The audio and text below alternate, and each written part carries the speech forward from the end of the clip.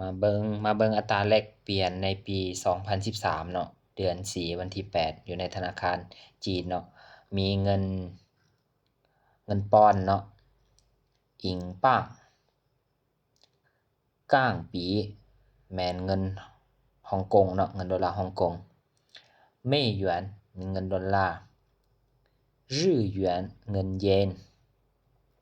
อ้อหยวนเงินยูโรเนาะฮ่านหยวนเป็นเงินวอนเงินเกาหลีเนาะ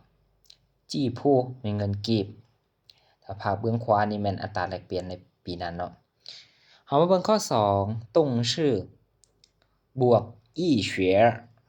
คำกรรมะบวกอี้เฉวีย1น้อยเนาะแสดงถึงการกระทำของคำกรรมะเทื่อหนึ่งซึ่งหมายถึงลักษณะในรูปแบบการทดลองเฮ็ดมาเบิ่งตัวอย่างเนาะชื่ออี้เสี่ยลองเบิ่งข้านอี้เสี่ยเบิ่งบึดหนึ่งเนาะบัดนี้เติ้งอี้เสี่ยท่าบึดหนึ่งสู้อี้เสี่ยนับก่อนมาเบิ่งข้อที่2เนาะโดยทั่วไปแล้วตัวประกอบจะต้องวางไว้ทางหน้าทางด้านหลังเนาะคำกรรมะบวกอี้เสี่ยเฮามาเบิ่งเนาะชื่ออี้เสี่ยเชียลองเกิบเบิ่งเนาะลองเบิ่งเกิบข้านอี้เชียสู้เบิ่งปึ้มบึดหนึ่งหรือว่าเบิ่งปึ้มหน่อยหนึ่ง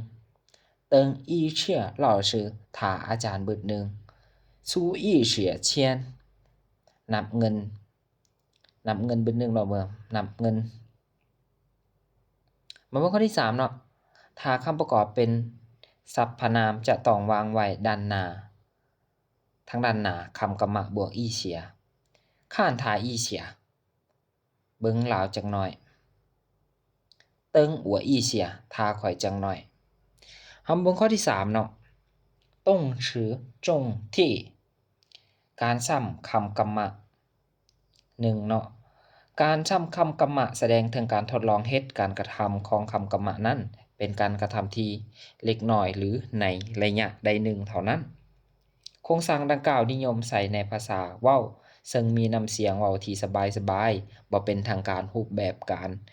ซ้ำคำกรรมะพยางค์เดียวคือ aหรือ a e a เนาะเอามาเบิ่งตัวอย่างเนาะชื่ออี้ซื่อหัวเจอหรือชื่อข้านอี้ข้านหรือข้านชูอี้ชูหรือชู